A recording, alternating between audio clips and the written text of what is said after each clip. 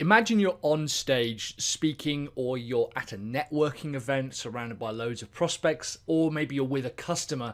You sit down, start talking them through a process that you're supposed to be an expert in, and someone stops you, stands up, points at you and says, "You don't really know what you're doing, do you?" This is the fear for so many funnel builders, and in this video I want to talk to you about why you are already an expert, how to combat that worried feeling in the back of your mind that you'll be found out as a fraud, what experts do to position themselves, and how to fight the little voice in your head that says you don't deserve this. We're also going to be talking about what an expert is and what they do, and how you can position yourself as an expert even if you've got all of these worries.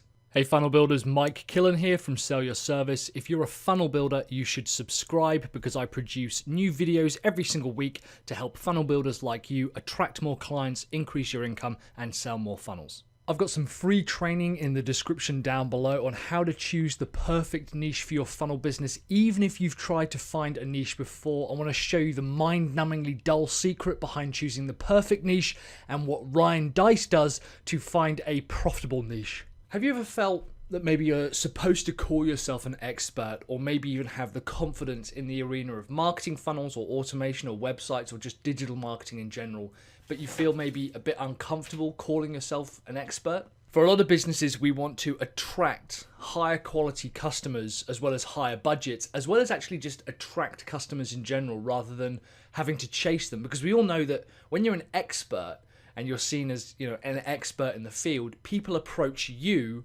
for work. That's kind of one of the big benefits of being positioned as an expert, is that people approach you rather than you having to go and chase them. And there's a lot of advantages to calling yourself an expert. If you want to start speaking as well, or attending events, or being paid to go to networking events, and being known for something, the way you do that is by achieving expert status. I think a lot of people feel that experts are people who other people deem are experts, and it's kind of because of things like the news and media content that we consume. It'll say, hey, this is Michael Killen, a local expert on Bigfoot. Because the media puts that title on people, everyone else in the world feels that someone else has to give you the label of expert, and that's when people then say, oh, well, you should write a book on Bigfoot, or you should speak at this event on Bigfoot. And if you want to be known for a topic, no one else is going to hand that label out to you. It's a huge misconception that someone else gives you the title of expert. That literally will never ever happen until you start doing it yourself. The people who do call themselves an expert position themselves in an area that's very difficult for other people to dispute. But you don't even have to be the world's number one. You don't even have to be the world's number one expert, because no one's ever going to achieve that.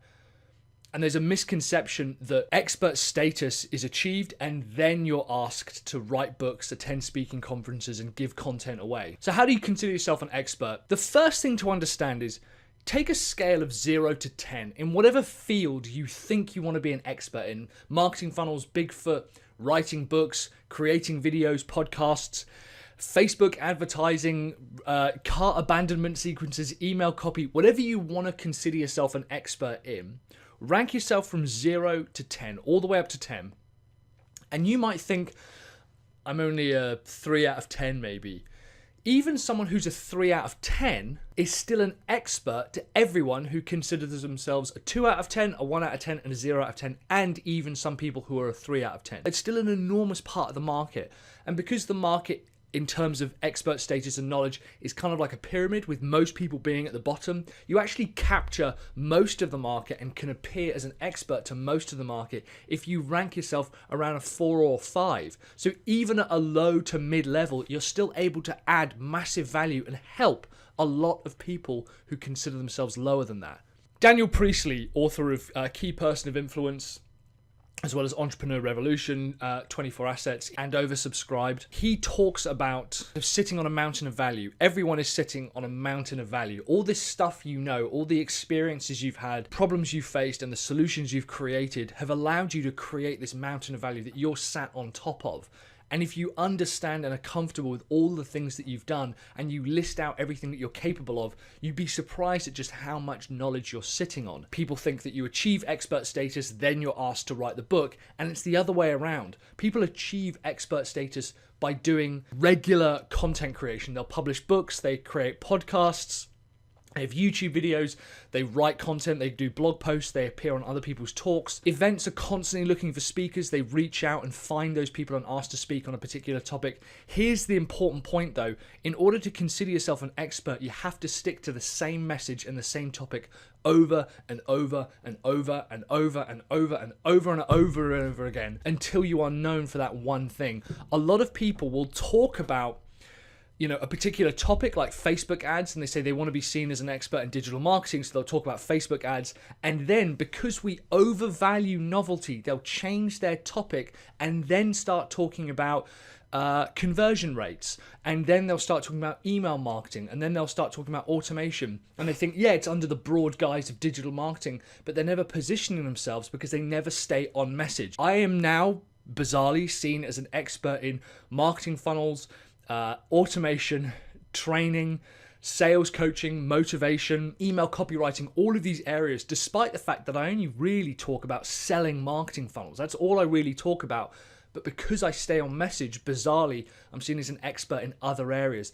And if we look at what experts do, they write books, they publish content, they speak to people, they stay on message over and over. That's what gives them the expert status. And yet, occasionally, I do get people call me up and call me out. And earlier in the month, someone called me out and said, look, you don't really know what you're talking about. It's easy for you.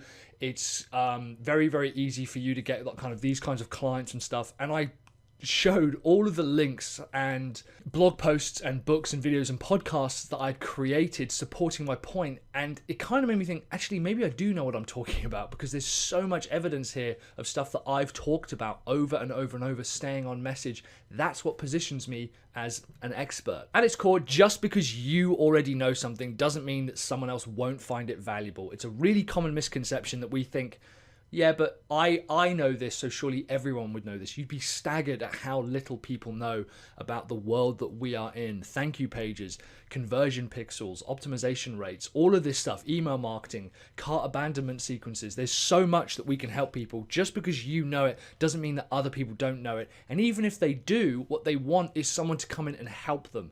So again, don't think for 1 second that just because you know something that other people will also know it, because most of the time they don't. And don't forget that if you even consider yourself a 3 out of 10, you're still able to help people who are a 2, a 1, a 0, and even some 3s. I've got some free training in the description down below on how to choose the perfect niche for your funnel business, even if you've tried to find a niche before. I want to show you the mind-numbingly dull secret behind choosing the perfect niche and what Ryan Deiss does to find a profitable niche. Where do you consider your expert status? Remember that you get to choose your expert status, so let me know in the comments below if you've got any ideas, and let me know the common traits that you see other experts do. What do they do to achieve that status? They write books, they produce content. Let me know in the comments below. Thanks very much for watching, guys. I'm Mike from Sell Your Service. I'll see you on the next video.